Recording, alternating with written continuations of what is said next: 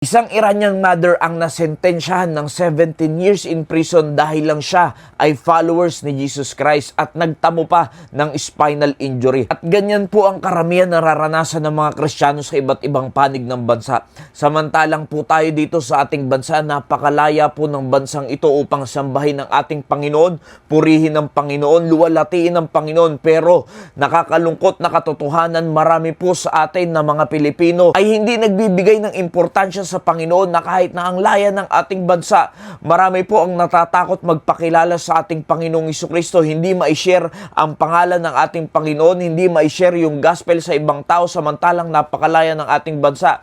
Pero itong taong ito, willing siya, makukulong siya ng 17 years in prison dahil lang siya ay isang followers at mananampalataya ng Panginoong Jesucristo. Hindi niya tinatwa ang ating Panginoon, kundi nagprofess siya kahit na ang kapalit nito ay ang kanyang kalusugan, ang kanyang kalayaan, dahil kahit na siya ay nasa prison, siya po ay merong tunay na kalayaan dahil ang may tunay na kalayaan ay ang may Panginoong Jesucristo sa kanyang puso. Remember, Paul and Silas in Acts chapter 16, nang sila po ay mapunta sa prison, hindi po sila nagtigil na magkaroon ng enjoyment na purihin, sambahin ang Panginoon doon po sa prison cell.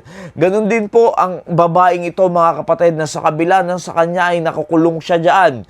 Naniniwala ako na meron siyang tunay na kagalakan dahil meron siyang Kristo sa kanyang puso, na hindi niya dininay ang ating Panginoon. Yan po ang kahulugan na pagiging martir sa ating Panginoong Jesucristo. At marami pa pong iba-ibang mga tao ang willing na kahit na kapalit pa ay ang buhay nila, ay hindi nila tatalikuran ng kanilang pananampalataya sa ating Panginoong Jesucristo.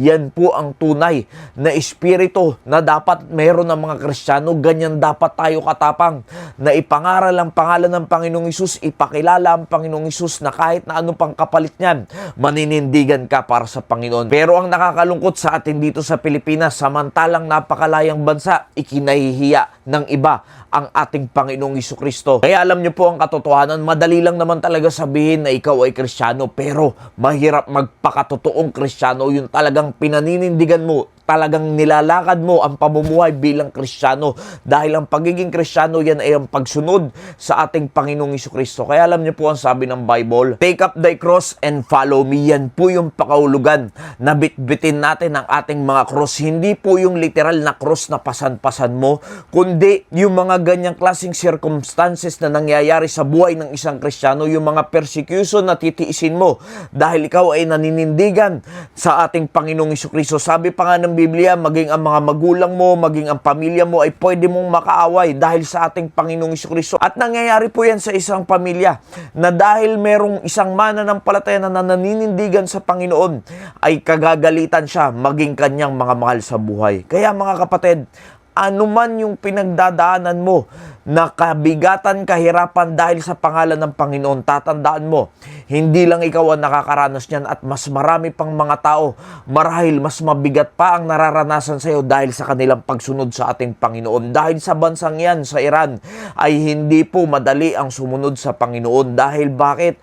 Magulo ang bansang yan. At yung bansang yan ay Muslim country, kaya ang mga tao ay hirap po sumamba sa ating Panginoon. Kaya mga kaibigan, mga kapatid, habang napakalaya pa ng ating bansa, tayo po ay sumunod na sa ating Panginoon. Huwag natin ikahiya, ipangaral natin ang salita ng Diyos. Nawa naging pagpapala po mensaheng ito. Maraming salamat po and God bless you all.